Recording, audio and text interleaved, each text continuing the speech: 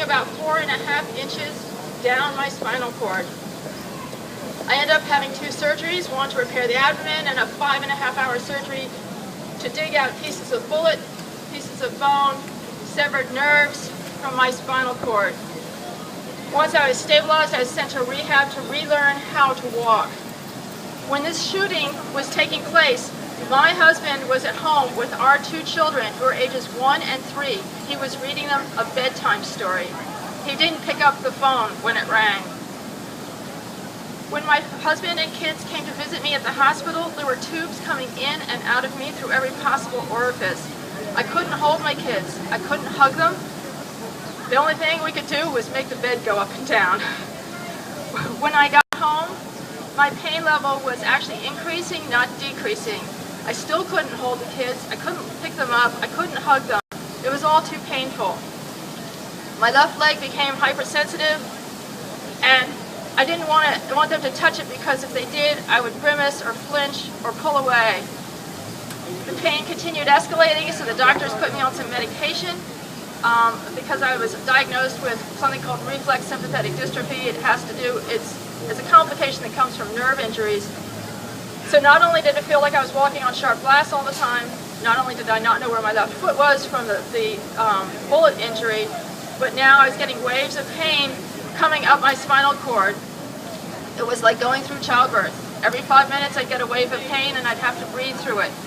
This went on around the clock, 24/7 for about 2 years.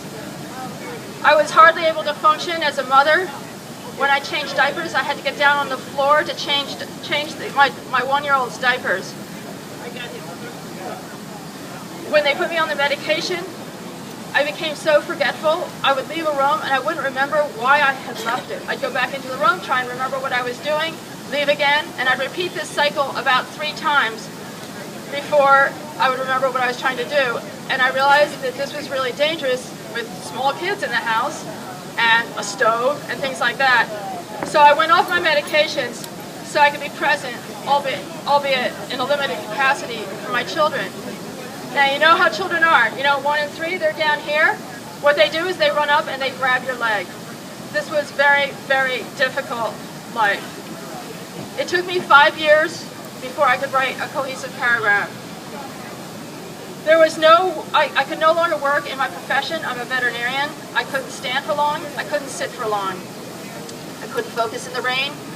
When it's humid like this, my pain level just skyrockets. After a year or so, I had to deal with intense anger. I had to learn how to deal with that. I had to learn how to deal with fear. I had to walk through these things, not holding a gun, but talking through it.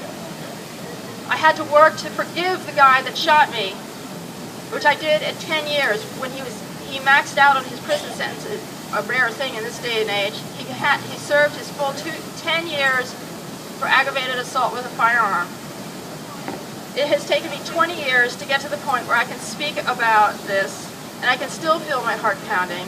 I still have post-traumatic stress syndrome. Yet I know this is the right thing to do. No one should have to go through what I went through.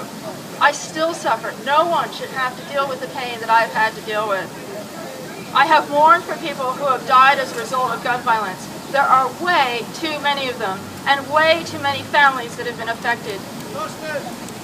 You should know, for those of us who survived, the trauma can